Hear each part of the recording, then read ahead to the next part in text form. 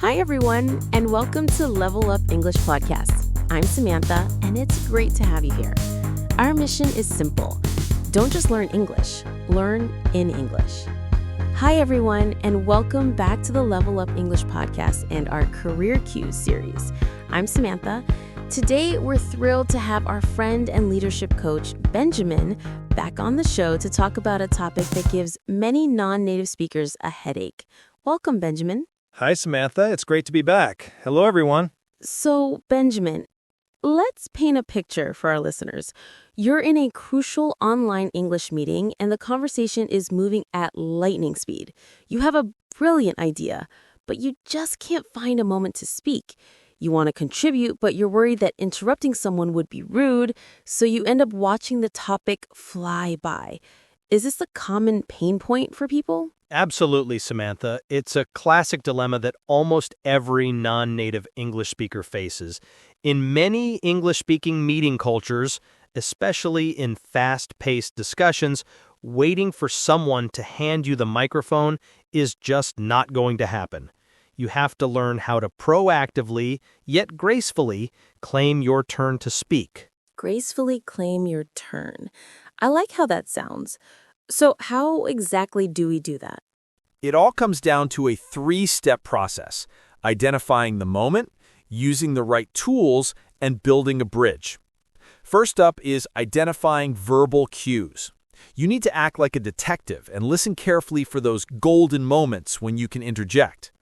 Golden moments? What do those sound like? For example, when a speaker is starting to summarize, they might use phrases like, "So, in conclusion," or "to sum up." This is a strong signal that their speaking turn is ending, making it a great entry point.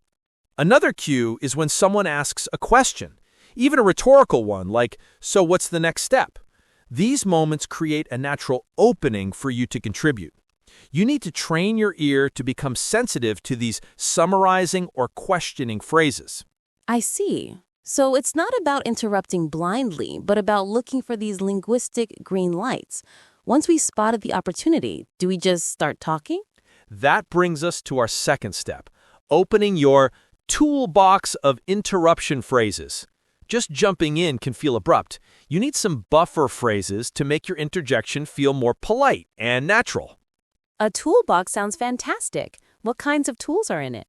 We can categorize these phrases by their level of assertiveness. For a gentler approach, you could say, "If I could just add something here," or "Sorry to interrupt, but I have a quick point on this." If you want to be a bit more direct and show stronger intent, you could use "just a quick point on that. Could I jump in here for a second?" These phrases are like knocking on a door instead of bursting in. They give others a moment to prepare for your contribution. That's incredibly useful. Having these phrases ready definitely lowers the mental barrier to speaking up. Now, what about the third step, building a bridge? This is the crucial step that elevates your interruption from an interruption to a contribution. I call it the bridging technique. After you've gotten attention with your interruption phrase, don't immediately launch into your own point. Instead, start by connecting to or acknowledging the previous speaker. And how do you do that? You can use a formula like this. "That's a great point, colleague, and it connects to what I was thinking about." Or, "Building on what you just said." This does two powerful things. First, it shows respect for your colleague and makes them feel heard.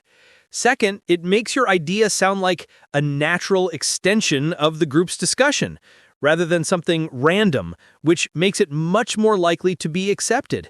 That is so smart. So let me recap the strategy. First, listen carefully for golden moments like summaries or questions.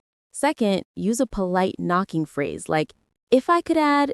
And third, connect to the previous speaker with the bridging phrase like, "That's a great point." Using these three steps together really does seem like a powerful way to find your voice in a meeting confidently. That's exactly it. The core philosophy here is to transform interjecting from something that could be seen as offensive into a positive, constructive, and collaborative act. Once you master this, you'll never have to worry about your great ideas getting lost in silence again. Thank you so much for this, Benjamin. This is more than just language tips. It's about smart communication strategy. I'm confident that this practical toolkit will help our listeners genuinely enhance their presence and impact in meetings. Before we wrap up, here's your Career Cues challenge for this week. Take one dream or goal you have for your future. Break it down into the very first 3 smallest steps, and then say this sentence out loud. This week, I am going to your first step. The simple act of planning and speaking your intention is the first step to making it real.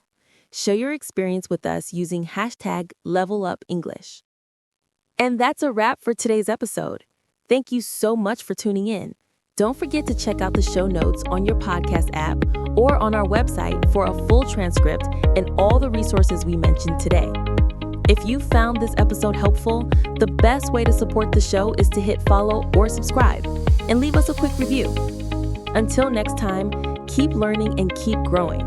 I'm Samantha, and this has been the Level Up English Podcast.